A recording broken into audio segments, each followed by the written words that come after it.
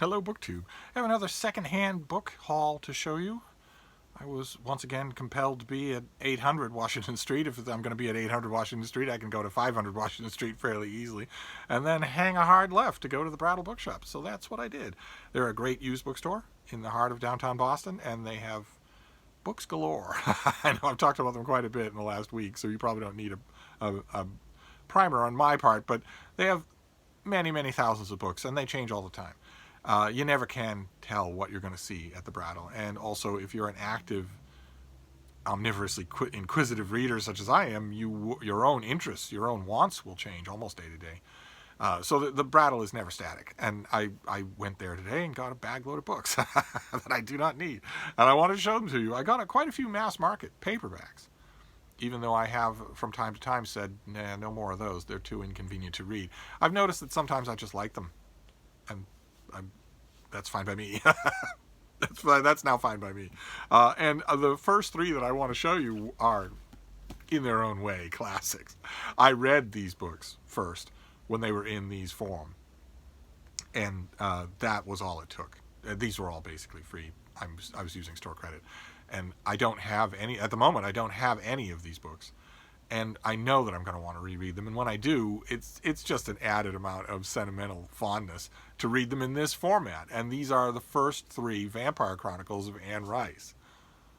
Interview with the Vampire, which I actually did read before this famous format paperback. I read this when it first came out as a romance novel.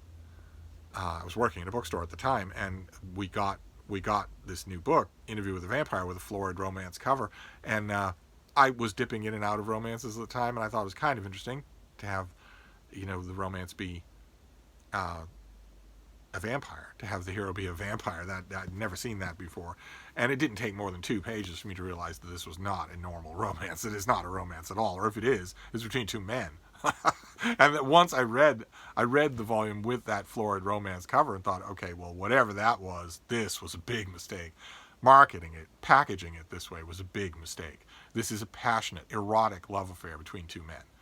So, and they're both vampires. So this does not belong in the romance section. So I was kind of happy when it got reprinted. And when it got reprinted like this, and put, in the mainstream area of the store, it took off like a bottle rocket. And it's the beginning. It's the first of these stories, and it's the story of Louis the Vampire, who is a mopey boy toy, a mopey pretty boy vampire, who meets a charismatic other vampire named Lestat. And Lestat pretty much steals the show. There's a lot of gothic, galumphing all through this thing, but Lestat pretty much steals the show, and the next book was The Vampire Lestat, in which Louis is relegated to 2 lines as a bit player, and the story is told by Lestat, who basically tells you, don't believe everything you read in Interview with the Vampire. I thought that was fantastic, just fantastic, as a fictional gambit. And then Queen of the Damned, it has a lot less texture as a reading experience than either one of these books. Either one of its predecessors. It starts to get a little more fragmentary, a little more aphoristic, a little more, fruitcakey, a little more quasi-mythological, quasi-spiritual. Very, very good story, even so. But you can see in Queen of the Damned the drift of what future novels in the series would be like. And that has certainly appealed to lots of people, but it appealed less and less to me. For me, Interview with the Vampire and The Vampire Lestat and basically Queen of the Damned are still my 3 favorite books in the series, even though the series moves on to ancient Rome and Renaissance Italy. You'd think I'd like them more, but nope. Nope, because of the way it was done. Then this next one I was reminded of this on Paul's channel, PK's Books. He did a video recently where he is reading, Ken Follett is doing a massive John Jakes style generational historical series of novels throughout the 20th century, and Paul is working his way through one of those, which is I think The Winter of the World. It's an enormous thing. It's like 900. Ken Follett, aside from his recent book on Notre Dame, he doesn't write anything that's on 900 pages long. Actually, now that I think about it, yeah, this is 952. This is 942 pages long. So this counts as a chunkster for charity. Alan Moreton's year-long reading challenge to all of us is to pony up money to Book 8 International if you read a chunkster, and this thing counts. Actually, it's not the only thing now that I think about it. I guess I'm prone to get chunksters anyway. I just love them. But this is the first book in the series that Paul is reading. This is Fall of Giants, the first book in the Century trilogy. And I read this when it first came out. This was in 2010, I think, something like that. Bear with me here. 2012. This came out in 2012. And maybe Paul's reading the second book. The Winter of the World might be the second book. But anyway, I read this when it first came out, and I remember liking parts of it. But I realized when I was watching his video, it's another way that BookTube videos influence my buying choices, especially when the book is free. I realized when I was watching his video that I should probably go at these again, because a lot of work and research went into these things. And I do have a soft spot for this, exactly this kind of thing. Our Delderfield did a series just like this, that I'm sure influenced Ken Follett. I'm sure he read that the Horseman Passing By and The Avenue Goes to War. I'm sure that he read those books when he was a kid. And this is, I'm sure, at least in part, an homage to that tradition, that kind of thing. And I don't think I gave this its due along those lines when I read it the first time. And it could be, if I remember correctly, I got the massive hardcover of this thing. And maybe that just put me off right there. It was an inconveniently large and heavy hardcover. And I noticed when I was at the Brattle today, a number of different copies of that hardcover. So that's one of the ways, one of the little idiosyncrasies of the Brattle. I always like to personalize the place. I always like to make it to talk about it like it was watching me, just like I'm watching it. But often when I'm browsing there are outside sale cards, $1, $3, and $5 sale cards, thousands of books. And they're not in any kind of order, so you can't take anything for granted. You have to look at every book. You don't have to, but I love to. And as I was looking at those and I was seeing, I would see a hardcover copy of Fall of Giants. I immediately thought of Paul's video, but I didn't grab it or anything. And I thought, that's interesting. I wonder if anybody got rid of all of them. And then a few minutes later, somewhere in a cart far away, I would see another copy of Fall of Giants in hardcover, and I think, okay. All right. And typically over the decades that I've been going to the Brattle, I like to think of that as the sale carts suggesting something to me. Because you're not just seeing this once, you're seeing it a couple of times. And then I saw a third time in a paperback and grabbed it. So I grabbed it. So, because I don't want the sale carts to be yelling at me. And then the next two mass market paperbacks are a frank admission of defeat. This ongoing saga at the Brattle Bookshop. I mentioned a while ago that they got a big shipment of murder mysteries, mass market murder mysteries. Hundreds of them. And I remember thinking and telling you at the time, well, that's great, but I'm not going to go crazy with those murder mysteries because they're going to go in one ear and out the other. I'm going to read them and enjoy them, and then they're going to go right back to the Brattle. I'm not going to keep them. And then I slowly started making excuses. I said, well, I can get some nonfiction.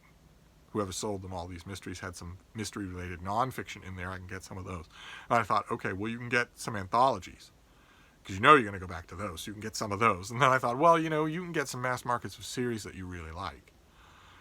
There's nothing wrong with that. You can get some of those.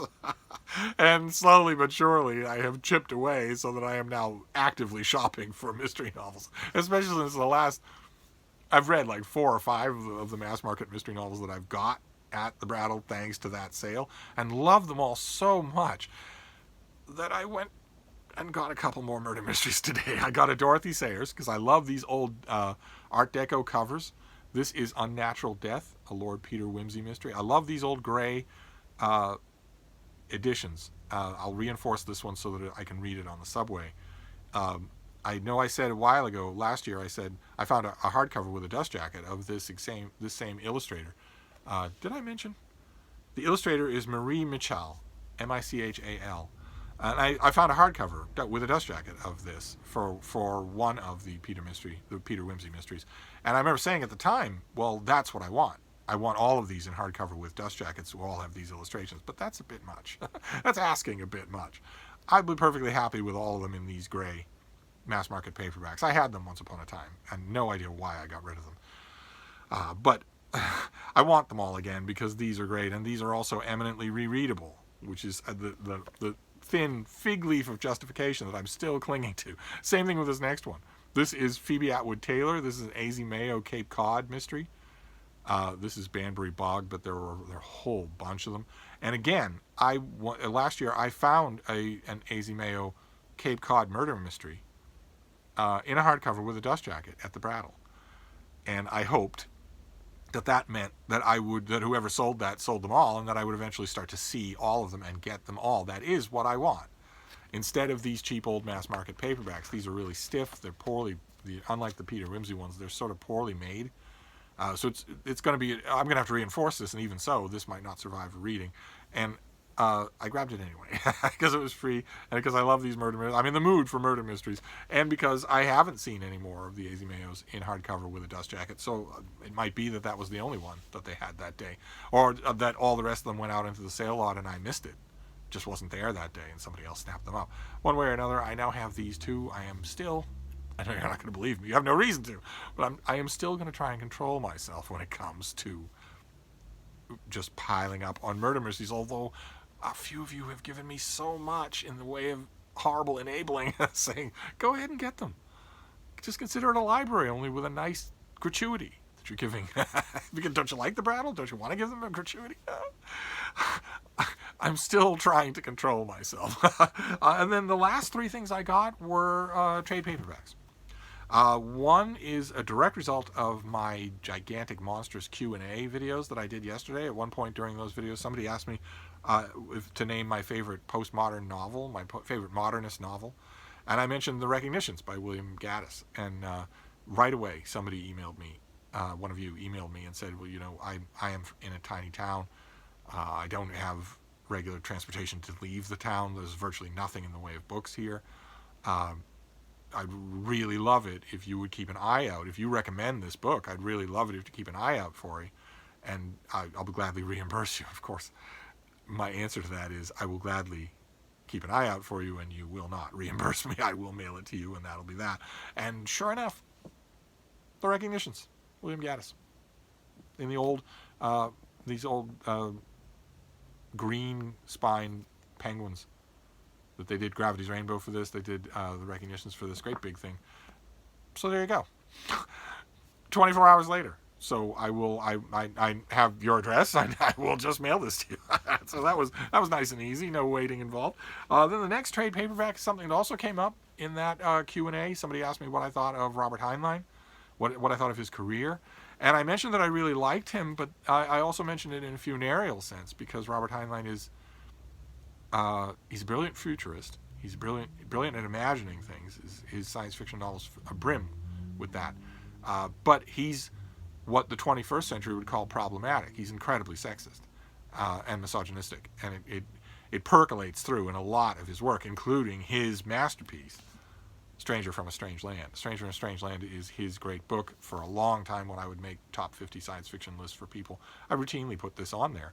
And I think it's an incredibly powerful and interesting work.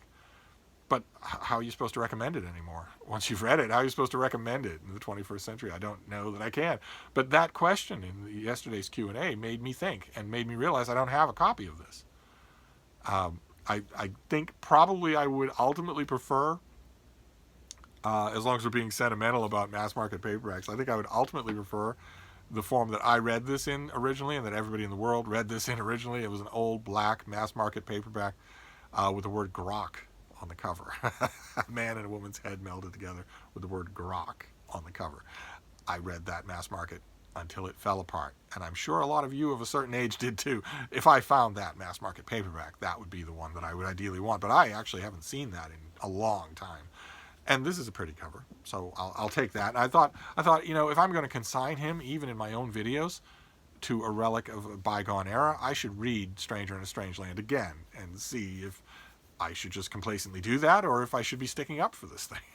Then the last thing I want to show you, the last book I got, also a trade paperback. So The Recognitions, Fall of Giants, and also this thing all count as chunksters. And this was spurred by another Brattle find. I found, I showed you in an earlier Brattle video just last week, I found in Everyman's Library nice hardcover of David Copperfield by Charles Dickens. And I mentioned during that video that Dickens has just never done it for me, that I keep going back to this author and trying hard to like him and to love his books the way his fans do, and that it just doesn't work. It's just never worked. I heard from an encouraging number of you that you also have tried and keep trying with Dickens, and that he likewise hasn't worked with you either. So it's nice to know I'm not alone. But I would like to fix it. I feel certain that I'm using the word fix correctly. I would like to change it because I think I'm at fault. And so I've sort of mentally told myself, well, at the Brattle and other charity shops and whatnot, you'll be on the lookout for interesting-looking editions of Dickens. You have all the Penguin Classics, but that's obviously not doing it. So you'll see what you can find, and you'll give that a try. And lately I thought, well, in addition to that, the novels haven't done it for you. Maybe what you should do is go at him through nonfiction. Not only his nonfiction, but also nonfiction about him. And by far the most famous piece of nonfiction about Charles Dickens is Peter Ackroyd's enormous biography of him, which I've had on and off, and I've read it, I think, twice, hoping both times that it would do it, that it would be the thing that would ignite things that the novels didn't. Well, I'm going to try again. This was free. It was right there. I'm always in the mood for a gigantic biography, so I will reinforce this thing and try again. So that was my Brattle day this morning. It was Chunkster, Peter Ackroyd's Dickens book. Fantastic biography, whether you like Dickens or not. Then Stranger in a Strange Land by Robert Heinlein, his masterpiece in a big trade paperback. Then The Recognitions by William Gaddis, his masterpiece in a big trade paperback. Then a bunch of mass markets. We have an A.Z. Mayo Cape Cod murder mystery from 100 years ago. We have Unnatural Death by Dorothy Sayers, Lord Peter Wimsey mystery. We have Fall of Giants, the first book in Ken Follett's historical generational saga, and the Vampire Chronicles, what was once upon a time all of the Vampire Chronicles, the first three, Interview with a Vampire, The Vampire Lestat, and Queen of the Damned, in their old mass market paperbacks, which is just that it causes a smile on my face. I will reinforce a bunch of these things to make sure that they can last at least the rest of the year. And that was it. That was my Brattle trip. I've gotten into the habit of sharing all these things with you. So there you go. So I'm going to wrap this up for now, but I'll be back. Thank you, BookTube.